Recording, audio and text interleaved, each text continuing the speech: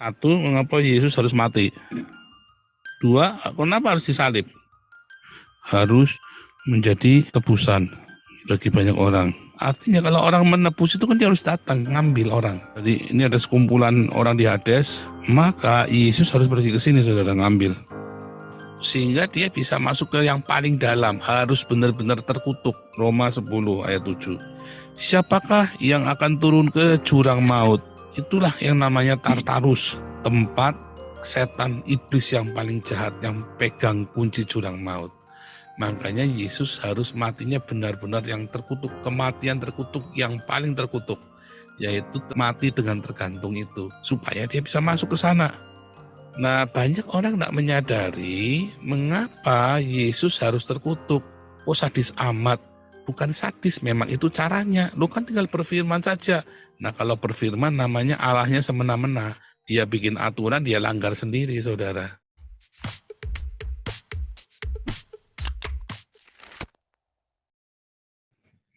Oh sebentar, tadi saya mau kasih penekanan. Maka ia pun melemparkan uang perak itu ke dalam bait suci, lalu pergi dari situ dan menggantung diri.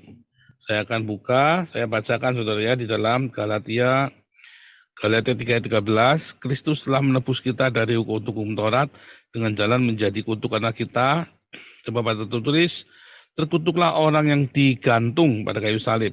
Bahasa aslinya itu bukan digantung kayu salib ya, tapi cursed is everyone who hangs on a tree. Ini ngambil dari Ulangan 21 ayat 23 ya. Maka janganlah mayatnya dibiarkan semalam-malaman pada tiang itu, tetapi haruslah engkau menguburkan dia pada hari itu juga. Sebab seorang yang digantung terkutuk oleh Allah. Janganlah engkau menajiskan tanah yang diberikan Tuhan Allahmu kepadamu menjadi milik pusakamu. Temanya adalah digantung. Ya, digantung itu bisa digantung lehernya, digantung, tergantung pakai tali. Bisa juga dia disalibkan di tembok seperti Raja Saul itu disalibkan di tembok kota Filistin itu ya saudara ya. Itu juga sama ya. Haman itu disulak, digantung. Tetapi juga Yesus juga digantung, disalib. Yudas juga digantung saudara ya, tetapi dia gantung diri di pohon. Lalu waktu dia menggantung diri, pohonnya patah dahannya dan dia jatuh kena belatinya sendiri ya saudara ya. Ada yang menarik ketika proses penyaliban, ada Yudas mati tergantung. Yudas mati gantung diri ya. Lalu ada Yesus mati tergantung di salib. Ada dua fakta ini saudara ya. Lalu bagi orang Yahudi ya bilang mayat Yesus dicuri.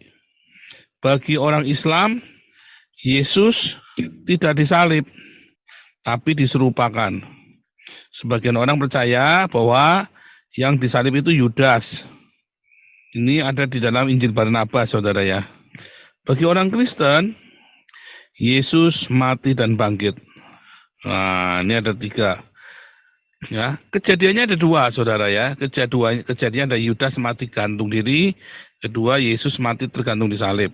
Tetapi kemudian muncul 3 kisah ini saudara ya. Bagi orang Yahudi, Yesus mati disalib, mayatnya Yesus dicuri. Ya. Bagi orang Islam, Yesus tidak disalib, tapi diserupakan. Nah, sebagian orang Islam berkata bahwa yang disalib itu adalah Yudas. Dan bagi orang Kristen, Yesus itu mati dan bangkit, saudara. Nah, mana yang benar, mana yang salah? Kalau saya orang Kristen jelas bilang yang benar yang Yesus mati dan bangkit, saudara ya. Tetapi kalau orang Yahudi sampai hari ini tidak percaya ada kebangkitan. Yesus mati dan bangkit itu nggak percaya, saudara. Memang ada yang disalib. Ada yang disalib. Tetapi apakah yang disalib itu bangkit? Orang Yahudi nggak pernah cerita, saudara ya. Orang Islam, Yesusnya nggak disalib loh, tapi diserupakan. Saya tidak mau mengutip itu yang benar salah berargumentasi, ya anggap 3-tiganya salah, saudara. Ya 3-tiganya adalah dongeng. Baik orang Yahudi, orang Islam, orang Kristen. Andai kata ini nggak jadi, karena saya nggak ada di sana. Kita semua tidak menyaksikan bahwa mayat Yesus dicuri, sampai hari ini juga nggak ada ceritanya. Tapi kalau di dalam Talmud, memang ada Yesus yang digantung di salib, saudara. Tapi tidak disebutkan Terus kemana? Setelah itu apa nggak ada ceritanya lagi, saudara ya. Kita nggak tahu nasib setelahnya. Bagi Islam, Yesus yang tidak disalib tapi diserupakan, nggak ada saksinya juga. Oh, tapi itu firman Allah sendiri, Allah yang bilang sama Muhammad. Ya saksinya siapa? Ya kan? Bagaimana saya bisa percaya Muhammad daripada percaya sama Yohanes yang nulis Yohanes ini, saudara? Tadi dikatakan Yohanes, saya saksinya sendiri, lihat sendiri. Ya kan? Jadi saya lebih percaya Muhammad apa Yohanes? Ya, saya lebih percaya sama Yohanes, saudara ya. Dia saksi mata langsung. Ya. Dan yang menyaksikan bukan cuma Yohanes saja, ya kan? Bahkan Thomas pun, ya bahkan beberapa Injil yang lain pun menceritakan tentang ini. Matius, Markus, Lukas, Yohanes, ya, yang menulis 30 tahun kemudian. Oh, tapi kan 30 tahun bisa salah tulisannya. Salah pun nggak mungkin meleset, ya.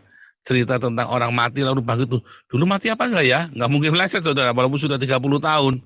Saya sampai sekarang ditanya ya, ayah saya meninggal saya usia 25 tahun ya. Hari ini saya sudah 2 kali lipatnya umurnya, sudah 50 tahun. Kamu dulu, papi saya dulu meninggal apa cuma tidur? Meninggal. Pasti meninggal. Lalu saya ada di sana. Saya di sebelahnya, saya pegang jenazah. Bahkan kakak saya sendiri, ya, dia memastikan itu sudah meninggal. Kita sama-sama sudah memastikan bahwa itu semua sudah meninggal. Itu 25 tahun yang lalu. Disuruh nulis lagi kejadian itu, saya masih ingat, saudara. Nah, jadi, apakah Yohanes itu yang menulis setelah 30 tahun, Matius, Markus, Lukas, setelah 30 tahun kemudian baru nulis tentang peristiwa kematian Yesus, mereka bisa meleset? Saya rasa kemungkinan melesetnya kecil sekali, saudara ya. Apalagi kedekatan mereka dengan Yesus yang begitu rupa, ya, nggak akan meleset, saudara. Kecuali kalau ngomong ya, misalnya nih, aduh, Yesus andeng-andengnya dari mana ya? Nah, mungkin bisa meleset, saudara ya. Sebutkan jumlah andeng-andengnya Tuhan Yesus, tai lalatnya Tuhan Yesus, mungkin bisa meleset, saudara ya. Tapi kalau disuruh cerita apa yang terjadi, runutan peristiwanya, saya kira nggak akan meleset, saudara.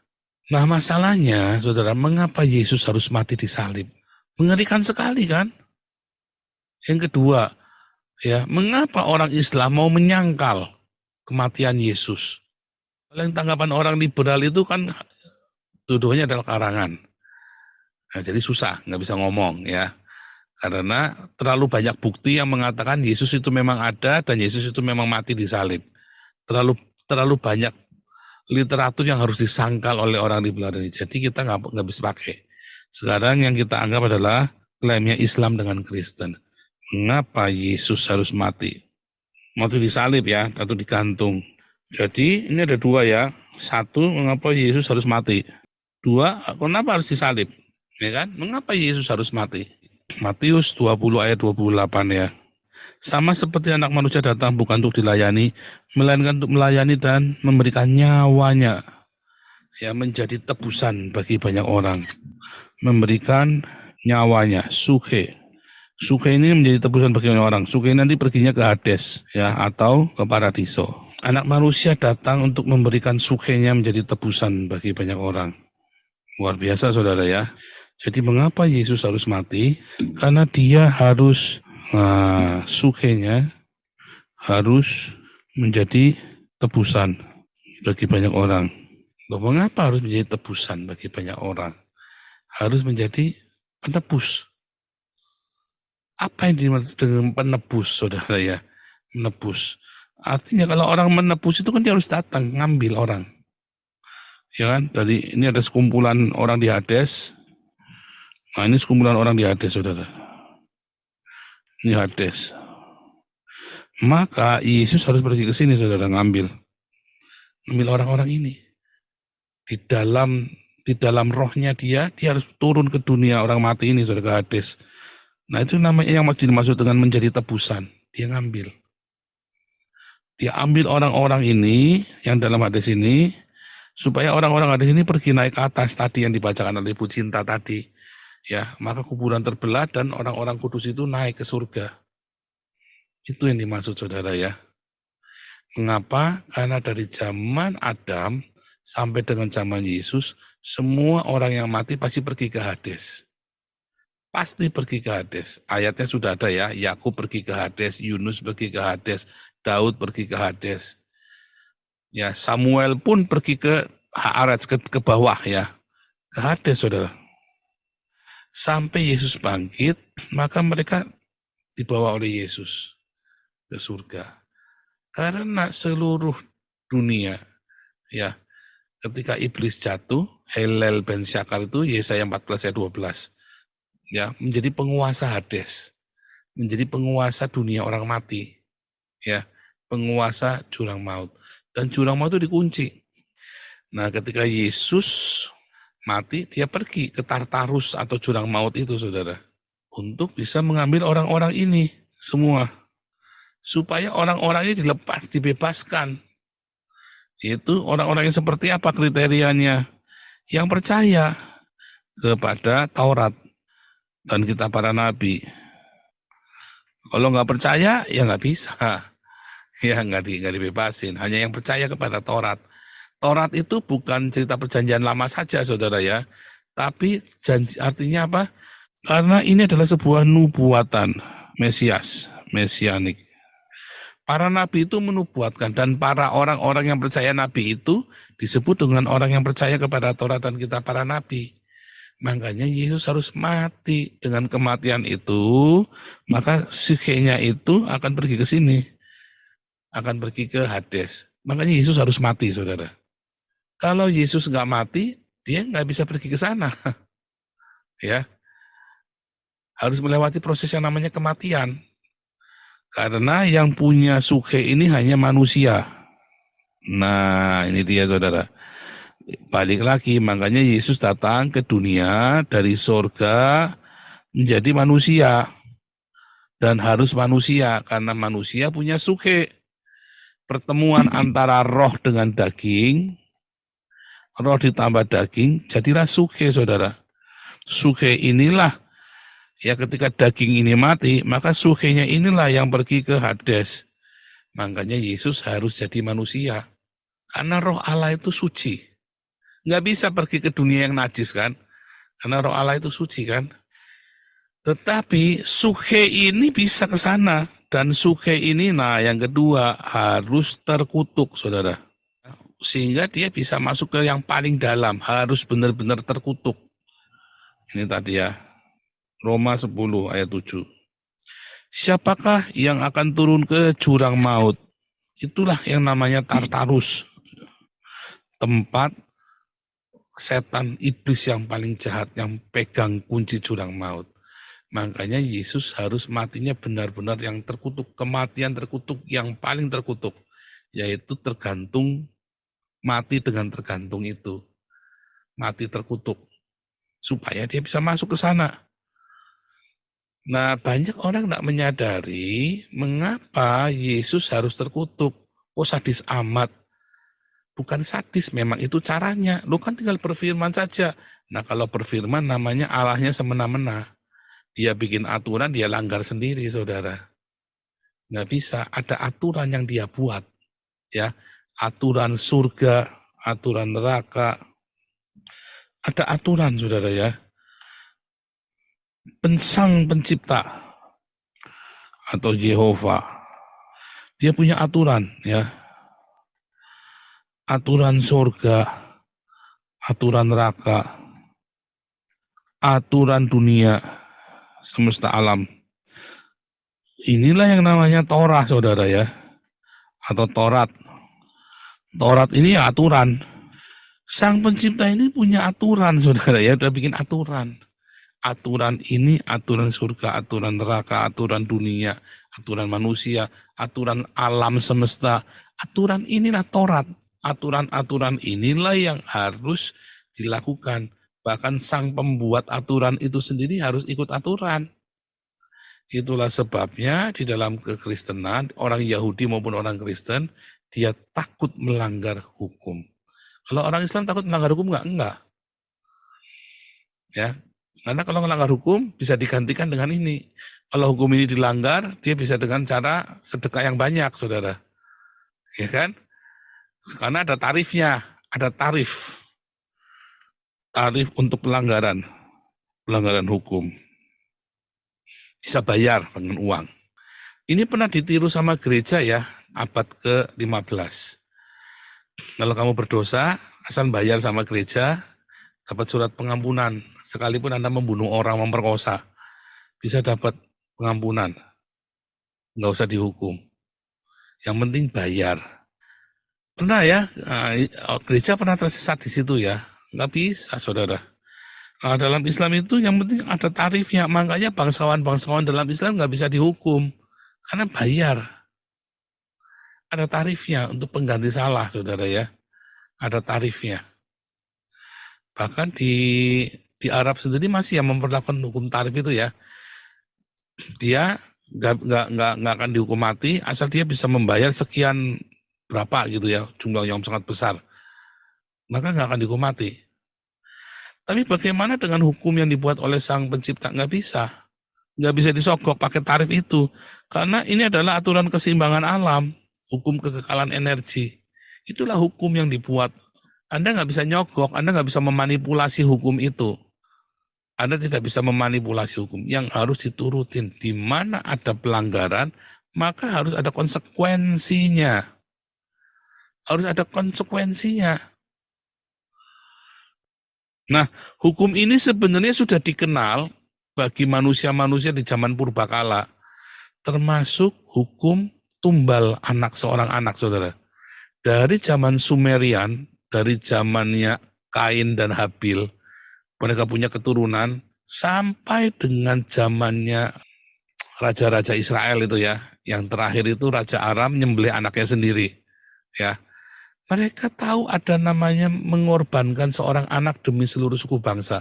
Anda kalau nonton filmnya Viking tahun 1000 itu ya, itu kan tahun 1000 Masehi filmnya Viking itu. Itu masih mengalami, saudara ya, tahun 800 sampai 1000 Masehi itu filmnya Viking itu. Itu ada penyembelihan, saudara, nyembelih satu rakyatnya untuk seluruh. Film-film Yunani juga sama ya. Kalau Anda nonton filmnya Clash of Titan itu kan ada ritual yang menyerahkan anak gadis itu kan. Anda kalau pergi ke dalam suku-suku pedalaman Papua zaman dulu ya, maupun pergi ke Indian Amerika, pergi ke seluruh dunia, ada yang namanya ritual penyembelihan. Bahkan di dalam tradisi orang Arab sendiri, saudara, tradisi Islam pun ada yang namanya ritual nyembelih anak. Yaitu siapa? Ibrahim sama Ismail itu, saudara. Ada ritualnya. Ya, ritual itu ada. Jangan ngomong nggak ada. Tapi ritual itu kemudian di zaman Musa dihapus dengan apa? Dengan domba. Tapi di zaman dulu itu yang namanya nyembelih anak itu biasa. Nyembelih anak untuk semesta alam, untuk penguasa semesta alam. Ya. Itu biasa, itu ada kenyataannya. Dari mana ajaran itu? Apakah dari setan? Ya enggak, memang sudah ada dari sana. Jadi kalau dibilang salah, ya enggak salah, ada. Hanya kemudian di zaman perjanjian baru itu dihapus. Bahkan sampai hari ini saja ada pesugihan yang pakai tumbal anak. Artinya apa? Artinya ada.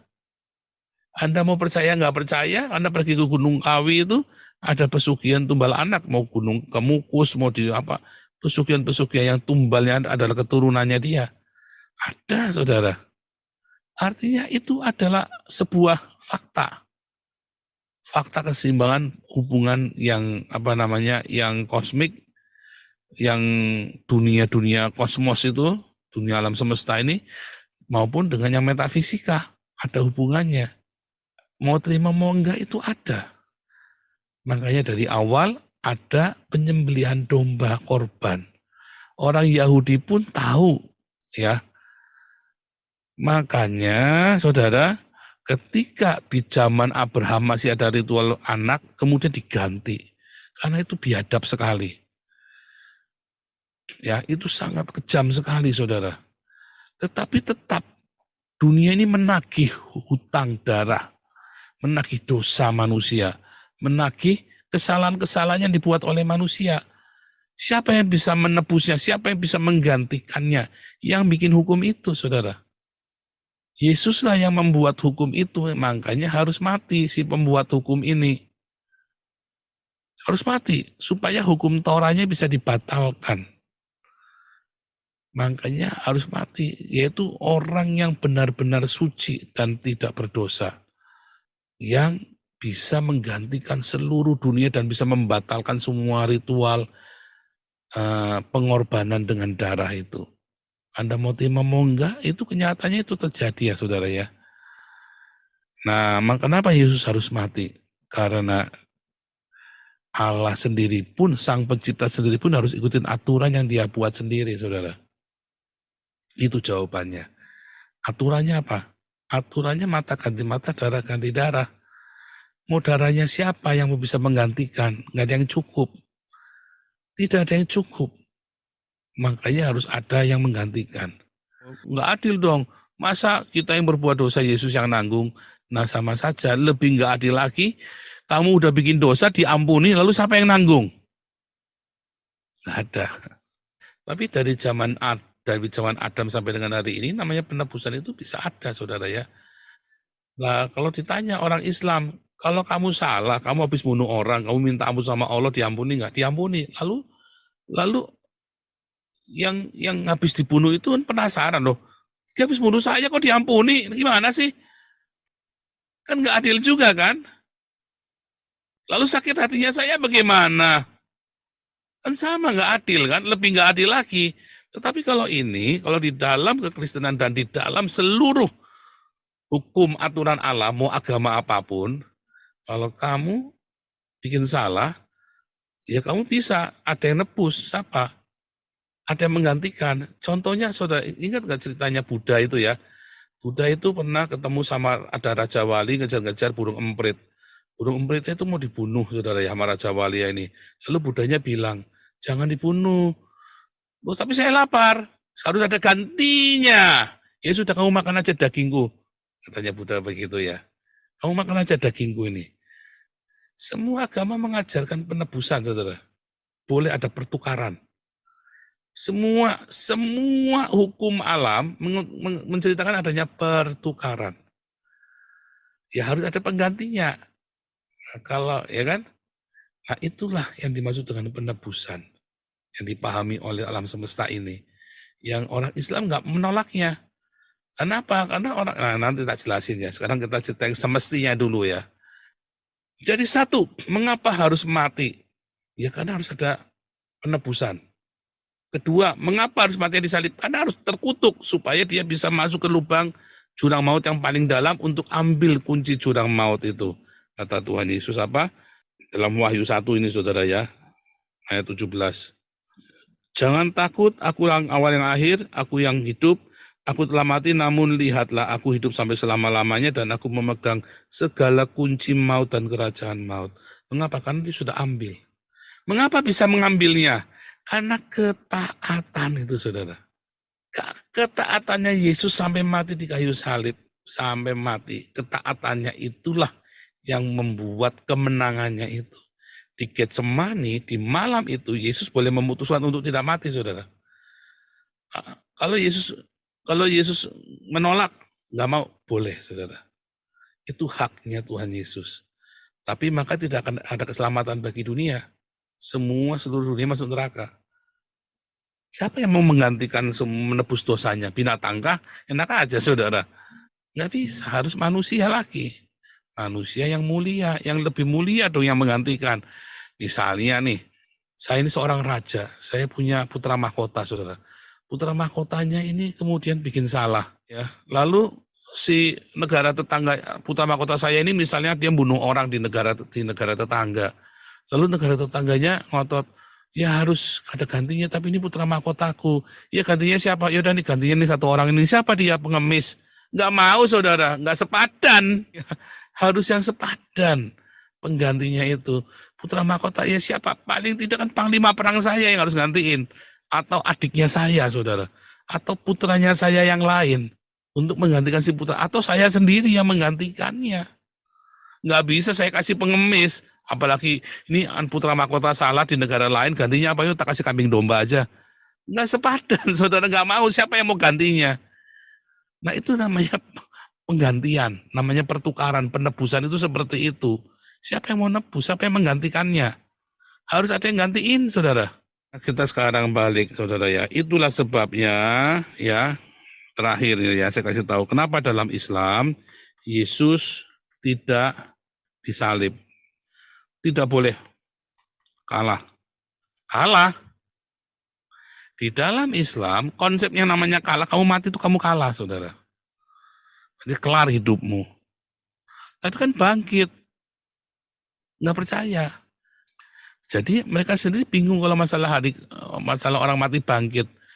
Makanya jalan yang paling mudah adalah Yesusnya nggak disalib, tapi diserupakan. Ada stuntman-nya, saudara.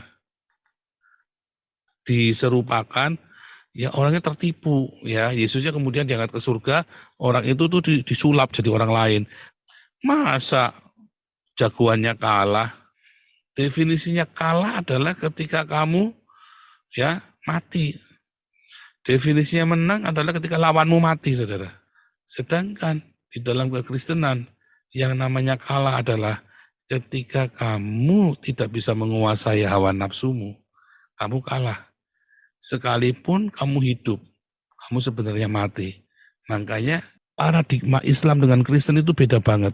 Coba tanya sama mereka menang kalah itu seperti apa. Definisi menang di dalam kekristenan, sekalipun kamu harus mati, kamu mati di dalam dignity, di dalam imanmu yang benar. Sekalipun harus difitnah, sekalipun harus menjalankan dalam kehinaan, itu kemenanganmu, saudara. Itu kebahagiaan kita. Justru itu kemenangannya. Ketika Yesus taat sampai mati, itu justru menang. Bagi orang Islam itu kalah. Loh kok lakonnya kalah? Tapi definisi menangnya orang Kristen adalah ketika kita bisa berkorban. Beda banget ya. Kalau Islam ngorbanin orang lain. Hawa nafsu diumbar, istrinya 4. Orang Kristen definisinya menang kalau kamu bisa setia dengan istrimu yang cuma 1 itu. Definisinya menang adalah ketika kamu bisa merendahkan hati sekalipun kamu dihina sama orang, kamu tidak balas. Itu menang, saudara. Kamu lebih dari pemenang. Beda banget ya. Beda banget. Itulah yang membentuk negara-negara Kristen. Kejujuran. Ya. Makanya di dalam Islam Yesusnya nggak boleh disalib. Berarti kalah kalau Yesusnya disalib. Mereka lupa ketaatan itulah yang membuat Yesus menang. Di Getsemani itulah Yesus pemenangnya. Ketika Yesus taat sampai mati itulah kemenangan, ketaatan itu. Kalau dalam Islam enggak, kudu ngelawan. Kalau perlu Yesus harusnya kini 12 pasukan malaikat baru namanya menang itu. Dalam Kristen enggak. Mati sampai Yesus bisa turun ke dunia orang mati. Beda konteksnya, saudara ya. Paradigmanya beda. Ya, Roma 3 ayat 7 dan 8 itu yang sering difitnah sama orang Islam. Kamu tidak boleh ya memberitakan kebenaran dengan cara yang tidak benar. Harus dengan cara yang benar. Hukum proses itu penting. Saudara nanggap kenapa Tuhan Yesus harus mati? Supaya dia bisa menggantikan tempatnya kita. Karena itulah hukum semesta ini. Yang dibuat oleh Tuhan sendiri dan Tuhan sendiri harus ikutin aturannya. Mengapa matinya harus disalib? Supaya ia bisa pergi ke dunia orang mati. Yang paling dalam. Menjadi terkutuk dan diambil kunci jurang maut itu. Sehingga semua orang-orang di jurang maut itu bisa dilepaskan naik ke paradiso. Ya, dari zaman Adam sampai dengan zamannya Yesus. Kalau hari ini orang-orang yang mati, kalau dia percaya Yesus sungguh-sungguh, dia langsung ke paradiso, nggak perlu melalui Hades lagi. Tapi kalau orang Islam selalu melalui Hades, kenapa? Karena mereka tidak punya kunci jurang maut. Jadi semua orang Islam kalau mati ke alam barzah, saudara. Mereka masuk ke Hades. Semua orang Islam kalau mati masuk ke Hades. Orang Kristen yang percaya matinya tidak ke Hades. Karena kunci jurang mautnya ada sama Yesus. Kalau kita melekat erat sama Yesus, kunci jurang mautnya ada pada Yesus. Itulah makna dari penebusan. Orang Islam menolak penebusan itu, makanya orang Islam disebut dengan anti-Kristus. Anti-Mesias, anti orang yang diurapi, yang menebus hidupnya. Makanya disebut dengan anti-Kristus orang-orang Islam ini. Itulah sebabnya kalau Anda sudah bersyahadat Islam, walaupun Anda nggak percaya pun, Anda cuma bersyahadat gara-gara mau kawin, Anda disebut antikristus. Anda harus dibaptis ulang. Boleh percaya, boleh enggak ya. Tapi kenyataannya karena Anda sudah jadi antikristus. Begitu Anda bersyahadat, Anda menolak penebusan itu, saudara. Itulah dasar jurang pemisah antara Islam dengan Kristen. Yaitu Yesus yang mati di kayu salib itu, saudara. Yang menebus, yang memegang kunci jurang maut. Anda tidak datang kepada Yesus, tidak mengakui penyalibannya, ya berarti Anda tidak mengakui penebusannya dan tidak menerima kunci jurang maut itu. Makanya Anda masuk ke neraka nanti. Ya, Tuhan Yesus memberkati.